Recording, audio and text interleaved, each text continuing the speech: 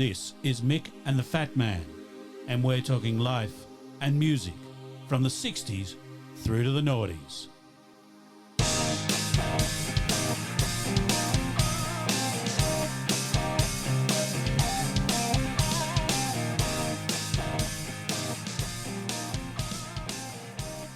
Well, welcome to Mick and the Fat Man Talking Music. You've hit us up at episode number 5. We're coming to you live today from the Sundowner Hotel in Punch Bowl, Sydney, Australia. A great hotel for live music back in the 70s. So all the big bands were there, Angels, Midnight Oil, Cold Chisel. Fantastic venue, and one that we're really excited to be in today. We're in the back bar. So it's reasonably quiet, what we used to call the ladies' bar back in the day, but in the back bar, not a lot going on. So we're hoping you enjoy us coming to you live from the Sundowner Hotel. G'day, Mick. How you going, mate? Mate, I'm starting to dry out from the big wet. Oh yeah, we've had a lot of rain in Sydney, Australia over the last week, or across the eastern seaboard, and.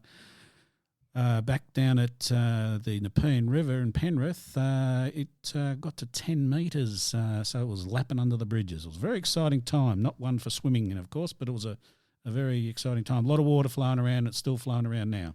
Indeed. So, Mick, what have you been listening to this week? Well, in the very, very best tradition of sampling your own product, I've been listening to the playlist that we put with episode 1 of Mick and the Fat Man Talking Music. It's got some great stuff. Even if I say so myself. You do. I do often. It's got, obviously the Beatles. I'll say something about the Beatles in a minute, but it's got the Tubes. The Tubes is one where we probably should have a talk about them at some time. Indeed. That is just an absolutely fantastic album. It's called The Tubes. First album, and as we were just discussing before we started recording this episode, The Tubes, the band and the album, is a great example of where a band comes out of nowhere. They've been practicing for a couple of years and writing songs, and they've been able to filter their best songs, and they come out with this absolutely knock 'em dead first album, and don't do much after that. They did a second album, and then they did a lot of albums actually. Yeah, most of it crap. Yeah, and of course that album had a Spanish song on it, which was Malagueña Salerosa, all sung in Spanish, which coming out of LA is probably not so unusual, given that 40% of the population is Latino. That's right. But things like What Do You Want From Life, which was... A baby's arm holding an apple, I believe. Well, absolutely. Do you know what that means? No, I don't. I'll tell you later. Yeah. Or a third right swizzle stick. Yeah, exactly. And the most extraordinary list of things. It's just fantastic. It's, really taking the piss. And of course, White Punks on Dope. Classic. With its fade out and fade back. And fade back. It's just I remember again harking back to the days of Double J, and Chris Winter was the DJ, and he played White Punks on Dope, and then he started talking. And the song came back over the top of him, and he says, "Gets me every time."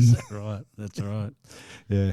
Well, speaking of Double J, on that playlist, there's a Skyhooks song, not the song that kicked off Double J, of course, which was "You Just Like Me 'Cause I'm Good in Bed," but I was just having a quick look at Double J, the first show airing on YouTube, and there's Holger Brockman there with the smock on or whatever it is. I don't know what he was. But on the, they have the 2 turntables there so they can play their music, and he's sitting there and he's holding the record, and you can see it's Living in the 70s by Skyhooks.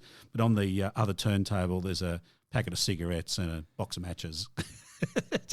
You think, it's a different world, that workplace, isn't it? And he's just sitting there smoking and all that sort of stuff. It's a different world. Very. Hey, but we've got Ball and Calling on our playlist there, and that's a great song. That whole first album was really good. Yeah. Skyhooks is not one of those bands that started with the great album and then vanished. They kept going with some really strong stuff for quite a number of years. But not a lot of albums, though, was there? Not a lot, but each of them was strong. Yeah. Ego is not a dirty word. something in Siberia. Yeah. Yeah, I forget it. Something in Siberia that had women in uniform on it. Women in uniform, yeah. Which was a great song. Yeah. Can't do that these days. No. Interesting, Pete Townsend's got a song called Women in Uniform as well. It's probably not the same one. No, it's not. But anyway. It's on All the Best Cowboys Have Chinese Eyes, I think, from memory. Very good. So if you'll see the links in our show notes for the playlist, so make sure you pop along and have a bit of a listen and enjoy those. Make some comments back to us via the Facebook page or Instagram, wherever you like, and let us know what you think. I've been listening to Aqualung by Jethro Tull. Yep. 4th studio album they did. And it had its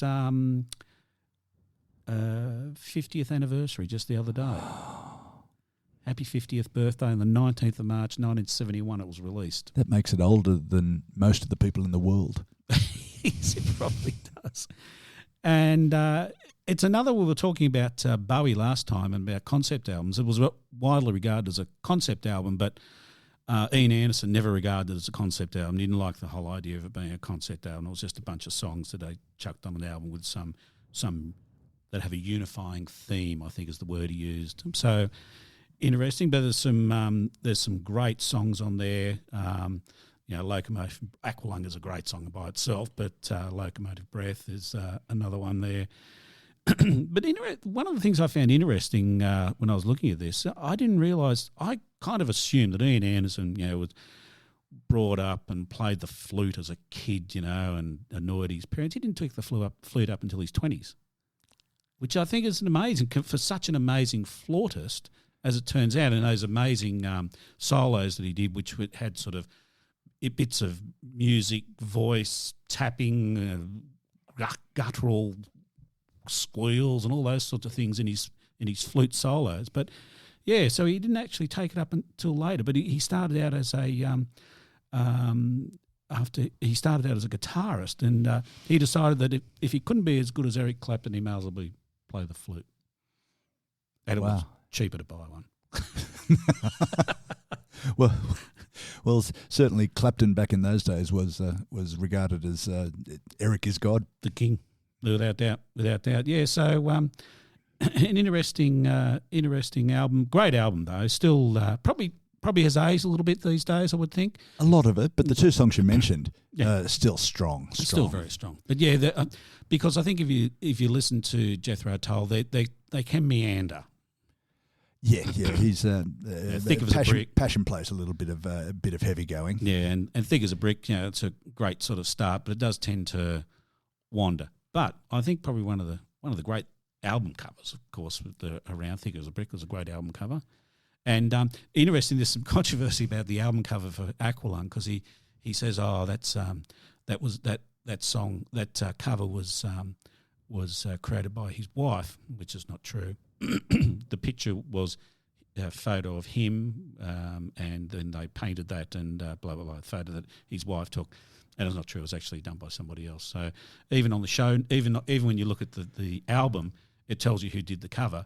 But Ian Anderson sort of said, later on changed it to the fact that his wife took a photo of him dressed like a hobo, and then they got that painted and put it on there. So interesting. I always like album covers. They're very interesting. They are indeed. And that's one of the big things you miss with CDs. And now with downloads, you just don't get that part of the experience. No, that is a bit of it. That is the thing I miss. That is the thing I miss, is a good album cover. And as I said, the Aqualung was a good album cover, but in particular, Thick as a Brick was probably even better album cover. And we did see them live once again at the good old Hordern Pavilion. Great concert as well. Horden's a wonderful venue. Have we mentioned before about how you got to hear the concert twice? Yeah. I think we did. Once on the way through, and sort of once coming back the other way. And I remember Locomotive Breath. That was awesome, because it went on for quite a long time at the concert. Really good concert. Ian Anderson, theatrical, active, sort of over the top, and that amazing flute solo that he has in all his concerts, just awesome. One-legged. one-legged, of course, like a pigeon. Yes, exactly. Perched up there. No, it was another great concert, and I think that we'll forever lament the loss of the Hordern Pavilion as a musical venue. Absolutely not.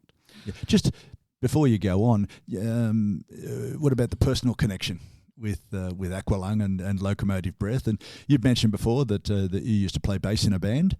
And, yes, well, we're doing our Southwest tour with the band. That's right. We've done the North Coast tour up to up onto the Central Coast, and we're doing the Southwest tour at Camden High School, playing their end of year school dance, yep. School dance, or can't remember what it was in particular. And we had this song that the singer used to just make up the words every time we sung it. She used to sing just like, baby, I love you, baby, I need you, baby, blah, blah, blah, blah. But the musical intro was Locomotive Breath. Yeah. So with Richard appropriated that totally uncredited. Yes, that's right. It's called stealing. And as you remember, you and another friend of ours used to change the light show from the coloured lights that we had. We had the 12,000 watts of lights, which isn't really a lot, but a lot for us, still hot. And used to pull the colour fronts off them, so we'd have a white light show for that last song. And doing that running around on a railing 15 feet above the stage. Yes, and burning your hands on the hot lights. Yeah, WHS, totally appropriate. Not needed. That's right. Not needed. Common sense is what we call it these days, Michael. We just had common sense back in those days. We didn't. That's as right. we fell from the gantry, you were reciting, this is just common sense, this thing called gravity. Yeah, exactly. And it was that was a great concert, actually. I think we actually played reasonably well, which necessarily we did all the time. Well, we all left on a high, even the roadies. That's right. In the 3-ton truck as we barreled our way back to wherever we were storing all the gear. I can't remember. We had the PA and the lights and the bloody mixer and all. It was it ended up quite a bit of a travelling show, didn't it? Brighton. Oh yeah, we used to take it back to Brighton Sands to the factory there. Yeah, the factory. Yeah, sounds like a musical venue, but in fact it was a factory. It was, yeah, with lathes and things like that in it. That you made things out of metal with. But anyway, so there we go for what we've been listening to, which is great. So Mick, what musical gem are you bringing out of the Globite school bag today, mate? Mate, I rummaged around in the bag and found a little group of things. In the late 70s, around 78 and 79, Neil Young is one of our favourites. Yeah, love Neil. Yep, he released an album called Rust Never Sleeps. He did. Which is probably my favourite Neil Young album of all time. And at the same time, he took that album on tour, recorded a live concert called Live Rust as an album, and recorded a film, which he also called Rust Never Sleeps. So I've taken the liberty of calling this week's episode The Rust Years, because 3 Rust releases. The Rust Trilogy. The Rust Trilogy, indeed. Yeah. Yeah, Neil Young, Rust Never Sleeps, 1979 that came out. 79. 79, a bit later than I thought. And I think we see the top 40 for 1979 in number 1 for 8 weeks, Lay Your Love on Me by Racy. Never was a finer band. Great band. They could really they knew how to nail a concept as far as dress was concerned, if you remember.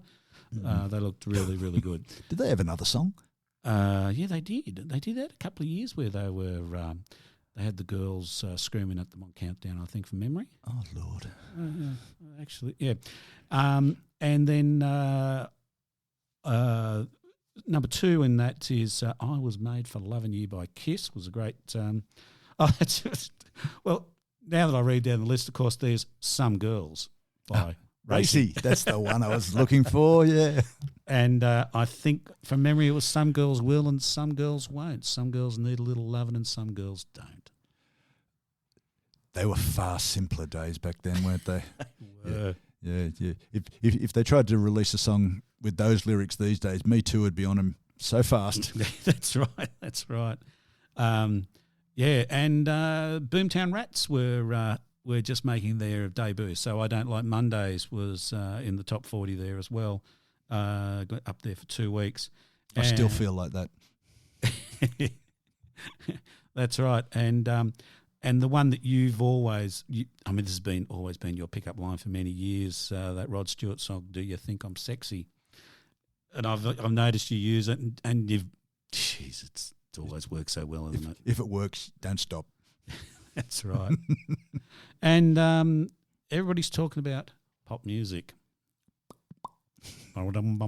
And of course, the great, probably one of the greatest singles of a band that really only had one song, "My Sharona" by The Knack.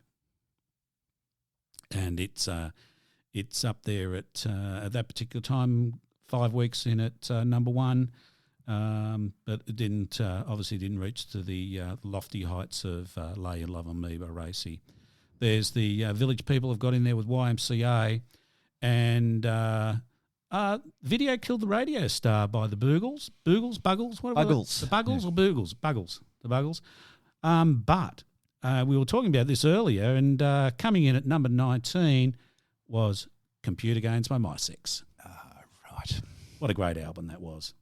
But this is just the single, so that's interesting. But the top, now this is interesting because I've just popped over to the top albums, and the top album of 1979 in Australia was "Breakfast in America" by Supertramp. I wouldn't have thought that made anything. I seem to recall that it was very popular. A lot of people like Supertramp, and I liked their first album, "Crime of the Century." By the time of "Breakfast in America," they were sounding a bit samey, and it recalls probably one of the worst concerts that I've ever seen. Yeah, although I must admit I enjoyed "Crisis What Crisis" as well. I think good album, and really that's kind of the concert we saw. Those first two albums was the concert we saw at, I think it was at the Hordern Pavilion. It was at the Hordern Pavilion. There was nowhere else in Sydney. And it was a what? How would you describe the concert? It was immaculate. It was kind of like a beautiful creation of your record. So what you were watching was a very nice light show. Nobody really moved, did they? The only person who moved during the entire show was Dougie Thompson, the bass player. And that's one of those things about bass players. Oh yeah, they're fun. They're nice people. They're fun, jolly folk. Yeah. That's right, because there was two people playing keyboards sitting down, and it was sort of a non-event. Nice light show though. Well, exactly. I like a live concert that's played well, and they were all sensational musicians. We've got to get that down there on the table straight away. But the distinction between a live show and the album really should be that they make a mistake or make a slight variation in a song or do something or interact with the audience even. That'd be nice. Yeah, or the only song that I remember where they did something different was "Crime of the Century," which is the last song of the show, which just was basically, if you remember, where the song sort of goes on at the end sort of musically. It just kept going musically longer, lot longer. Like, I don't remember how long, it was a long time. But you remember they had the screen up and you're flying through space, and eventually after about 45 minutes, I think you see something in the distance, and another hour later you get there, and it's the bars in space with the hands hanging onto the bars from the front cover of the "Crime of the Century" album. That's right, and you just wished it was the bar across the road in the Bat and Ball Hotel. If only it was across the road in the Bat and Ball. I had a few beers in the Bat and Ball before the cricket once, and I was with a bunch of people, and we'd had a few beers in the Bat and Ball, let me just say quietly, and I said to someone, "We really need to pace ourselves," and they said, "We are, flat chat." we got a day nighter to go to. You know? Ooh, yeah. I think the day night cricket was renowned for that, wasn't it? People surviving to the end. Yeah, and because I think I don't know whether they'd only had low alcohol beer by then. I think they did, like day night or something. They only had low alcohol beer in, so you had to top up before you got there. Just quickly too, I'll just pick up a couple of the other albums that were in the top 40 or however many it was. Number 2 was Electric Light Orchestra, which we both love a lot. Not Dire Straits is up there. Which one? Dire Straits. Oh, okay, yeah. Dire Straits. Don't remember. Toto's there, of course. Something we wouldn't want to miss. Breakfast at Sweethearts by Chisel's out, and In Through the Outdoor. Jumping the Shark, I think, by Led Zeppelin. Absolutely, they were indeed not regarded as one of their finest moments. No. Slow Train Coming by Dylan, not my favourite. And it's the one with the crucifix on the front. Is it? Yeah. I thought there was a train on it. It's a train and a crucifix. That's where God phase. That's where he went through his short-lived God phase. Yeah. Yeah. Okay. And the other one that's in there is the You Don't Bring Me Flowers by Neil Diamond. And we've discussed this sort of thing before, where we think Neil Diamond's Hot August Night was an absolute ripper, but some of his recorded albums are not rippers. They're a bit shit. Cheesy, to say the least. Yeah. Anyway, look, that's if you're going to release an album like that, no one's going to bring you flowers to celebrate it, mate. That's all there is to it. That's right, Neil. You've got to wake up to that. That's exactly right. All right. So let's have a bit of a chat about Russ Never Sleeps, the movie. Do you want to kick off with the movie or the album? It's probably worthwhile starting with the album. Okay, let's go. Because there's so much crossover between the three of these. Yeah. And Russ Never Sleeps, the album, is the one that's got that has the name on which this episode is based. The Rust. Okay, indeed. Look, it was recorded live in the studio. Right. So rather than do as a lot of bands do, record all the different parts and the producer brings them together on tape and comes up with a great sound, they recorded it live. So you can actually hear that. The album's got an urgency. It's got a driving sound. Even the acoustic bits, it's you feel really in there with the band. One side of the album is acoustic, and the other side's electric. They're very different, and that's very similar to what he does in concert. Yes, he starts off with an acoustic component, and whether it's half an hour, or 45 minutes, or half of the show. Yeah, that's right. Yeah, he does that with acoustic, and he's got a lot of great acoustic stuff in his catalogue. And then he goes to electric. Whether that's with whoever his band is at that particular time. Crazy Horse in this case. Essentially, it's Crazy Horse, isn't it? Really? Most of the time, he has toured with other collections of musicians. I know he toured with a band that they dubbed the International Harvesters. Oh, that's right. Yes. At some point, we saw them live, and they were great.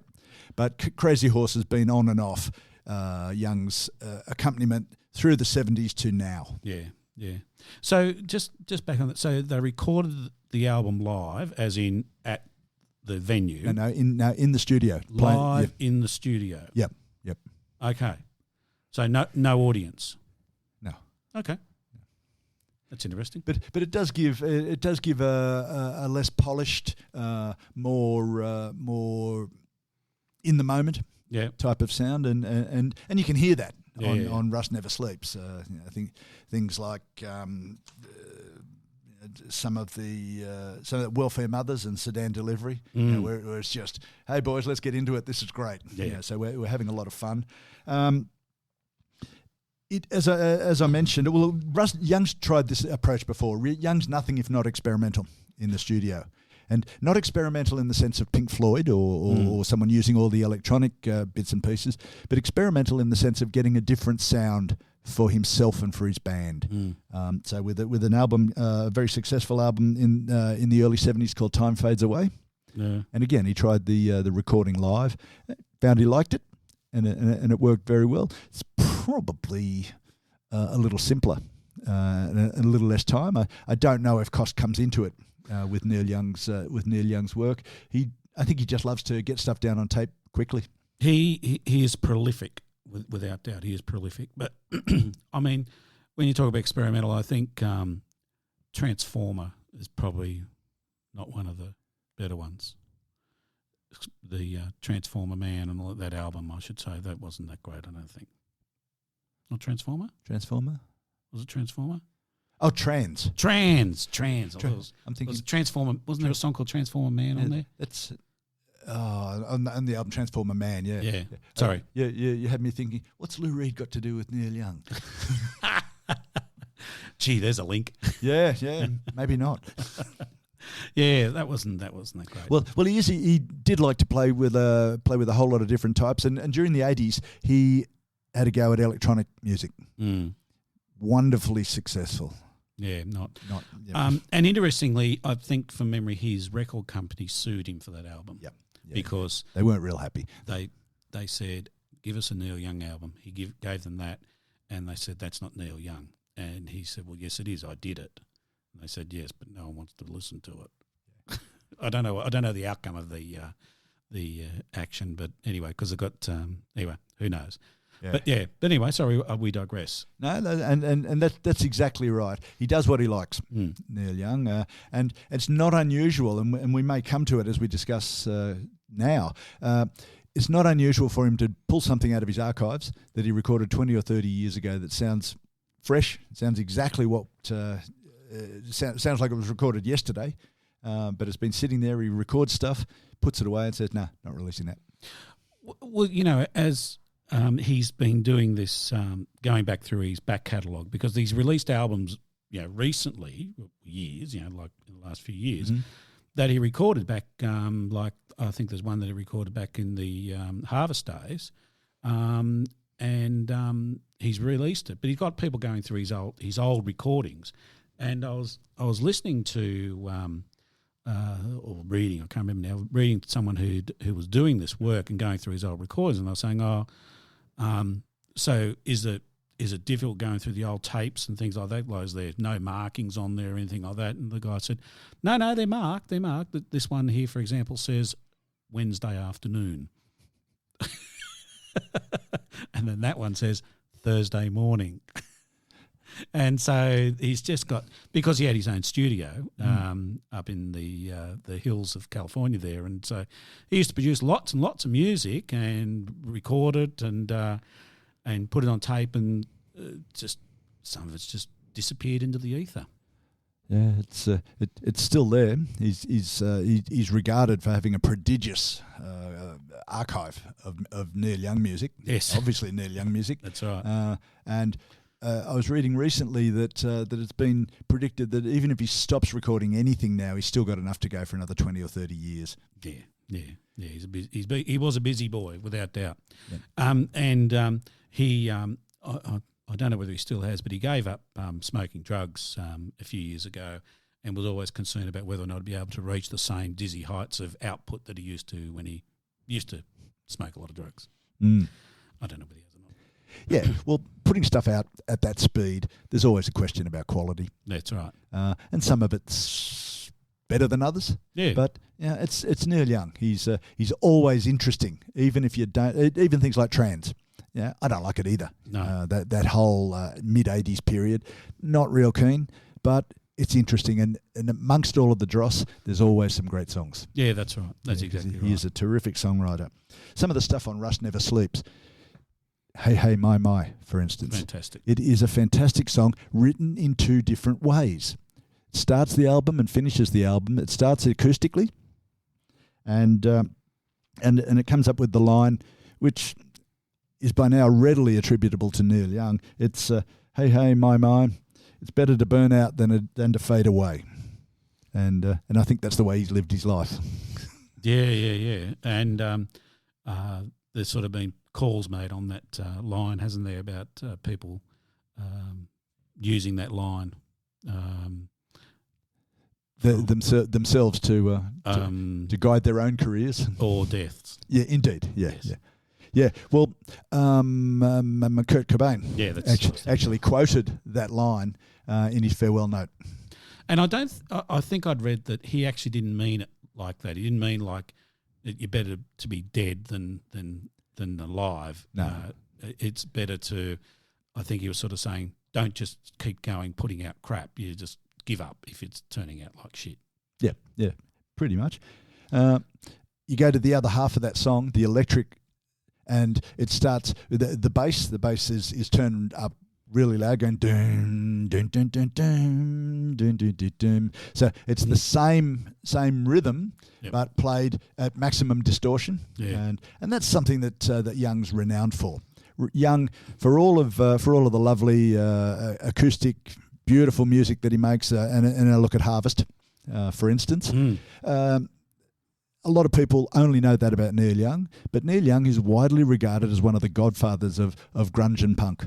In the way that when he plays live, when he plays with Crazy Horse, certainly happy to turn the sound up to 11, and get a lot of distortion and a lot of interesting rock and roll sounds happening. So hey my, very grunge style guitar. And he references Johnny Rotten. So he's always trying to stay topical and keeping an eye on what's happening there in the world. And so 78, 79, the Sex Pistols had come and imploded. Yes, been there, done that. Yeah, been there, done that. And so Neil Young references Johnny Rotten as a parallel to Elvis. So he says, the king is gone, but he's not forgotten. Is this the story of Johnny Rotten?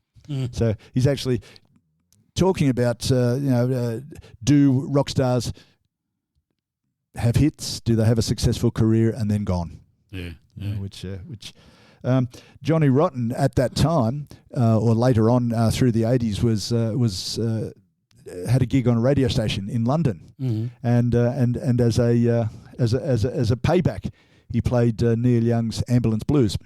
Oh, is that right? Yeah. On a radio show. So, and he actually referenced Neil Young. Thanks very much for Out of the Blue. Oh, is that right? Yeah. That's interesting. So I thought that was very good. Yeah, for him. He's a crabby old bastard, isn't he? He loves being miserable. Yeah, you read his book, Anger is an Energy, and it was written by him. I don't know whether it was written in association with someone, because I don't know what sort of a command over the written language he's got, but it doesn't matter. And he actually justifies a lot of what he does. But when you boil it all down, it's because I'm a cranky bastard and I'm Irish. That's all right. Yeah. So good on you, Johnny. The Irish have got a lot to answer for, haven't they? Yeah. Well, including us. Including us. Australia. Yeah. Johnny Rotten, Johnny Lydon. In my top 10 favourite albums, Happily Rests, Nevermind the Bollocks is the Sex Pistols. Because we won't go into it now. We'll talk about it some other day. But it's a great rock and roll album. It's got some duds on it, but it's if you can fill an album with 6 or 7 songs that should be favourites down the ages, you're doing really well. And that album is a terrific album. Great playing. Great, nothing world shattering. It's not Genesis by a long shot. No, it's not. It's an understatement. No, but it's great rock and roll. And some great lines in there as well. God save the Queen. Yeah. Fascist regime. and the whole thing was around the time of Thatcher. Yes. So England, there was a lot of angst. Yeah, England wasn't a happy place. No, not for musicians. No, she was a hard ass, wasn't she? Oh dear, yes, indeed. Yeah. I still don't know whether she did good things or bad things. I've watched sort of various shows, and I'm none the wiser. I don't think I would have liked to have lived there then, but I don't know whether the country's better off for her or worse off for her. Yeah, I think we're too far removed from it. Yeah. To be able to say that. Depends whether you got money or not. Yeah, I think that's right. I think if you had money, you were laughing. It was a great time to be there. Yeah. Some other great songs on Rust Never Sleeps, of course. Powderfinger. What a great song. He's just great lines. When he gets going, he tells a wonderful story. Yeah. He's very similar to Dylan. Yeah. In that way, in that he can spin out a story, Cortez the Killer, Like a Hurricane, both wonderful long extended songs, which are among my favourites of Neil Young. Yeah. And he does Powderfinger. Look out, Mama, there's a white boat coming up the river. And then he builds a picture of their situation. Daddy's gone, my brother's out hunting in the mountain. Big John's been drinking since the river took Emmylou. He's giving you the whole scene. you've got a story there, haven't you? Yeah, in a few lines. Yeah, yeah, and that's really good. That's a real skill. Yeah. So to be able to play wonderful music in a range of different styles and write lyrics, concise, pithy screenplay. Yeah. And I'm not allowed to tap on the table when I do that. No, you're not. Because it comes through. That's exactly right. Now, concert movies. Because they put this, they recorded a concert that he played. Where was it, Jeff? Cow Palace, I believe, is where it was, which is in LA, and amazing venue. It's where the Beatles did their first US tour. They played there. The Rolling Stones have played there. The Who have played there. The Allman Brothers, Grateful Dead, Chicago, Pink Floyd. It's an amazing venue. And Neil Young. And he recorded the album on film and on record. So he released a record called Live Rust. And just to make things easy for us, he called the film Rust Never Sleeps, thereby causing confusion from then until now. So we've got an album which is recorded in the studio called Rust Never Sleeps. Yep. We've got a live movie called Rust Never Sleeps, and we've got a live record called Live Rust. Of the movie. The movie, yeah, with a different name. It all makes perfectly good sense to me. It does. There's a lot of rusting going on. Exactly right. Now, in concert, that was a fantastic movie. I would have loved to have seen that concert. I would have loved to have seen it too. I loved the whole beginning of it when he's he's miniaturized and the whole references to Star Trek and all that sort of stuff was awesome. Yeah. But what about the beginning? Why was the Star Spangled Banner at the beginning? Do we ever know that? No, I don't either. No. And I don't think he ever said. I don't know whether he said, but it starts, if you remember, of all the roadies out there jingling around, moving stuff around, picking up the mic stand. If you remember, they looked a bit like Jawas. Well, they were Jawas, but remember that whole thing when they lifting up the mic stand, they looked like that American Okinawa. Okinawa. Yeah. That's how they looked, and the Star Spangled Banner's playing, and that reference to Star Spangled Banner and all that sort of stuff. Very interesting. And all the roadies, they were the roadies that were dressed up as the Jawas. They were the real roadies. Yeah, they weren't actors, and they actually gave them little light eyeballs and little battery packs and all that sort of stuff. So the whole concept came from Neil Young and a few others, and I think a lot of drugs probably. But anyway, interesting. Well, it's not the first. Well, that was one of the first times, but it's not the only time that he's made his stage a bit of a set based on the story that he's telling during the concert. During the concert years later for Greendale, which was one of his environmental statements, and he had Grandpa sitting on the porch, and part of the stage set was Grandpa's house with a porch, and Grandpa sitting on there, and one of the roadies sitting on the chair, rocking away on this bloody porch.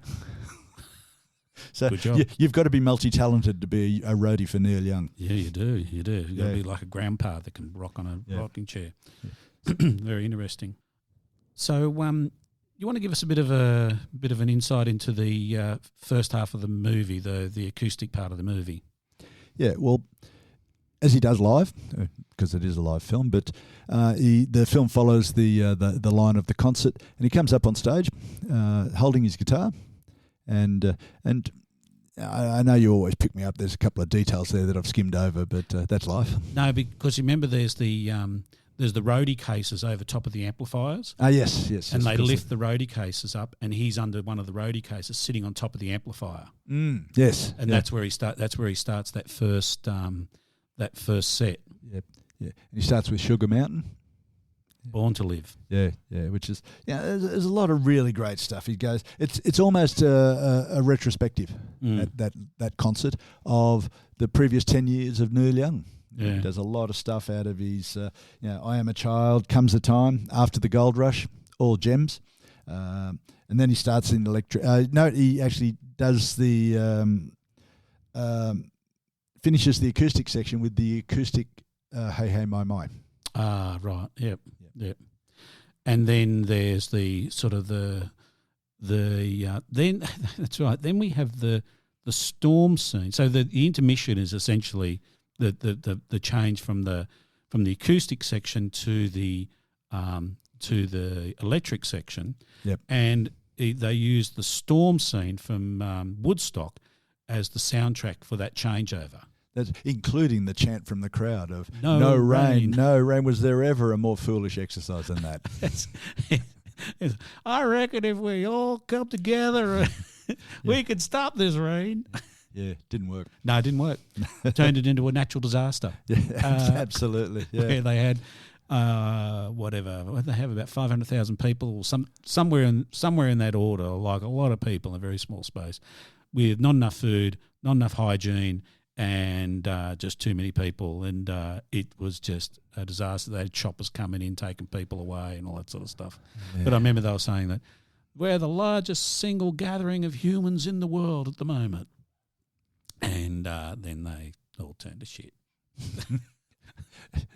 What could have gone wrong? You couldn't have seen that happening.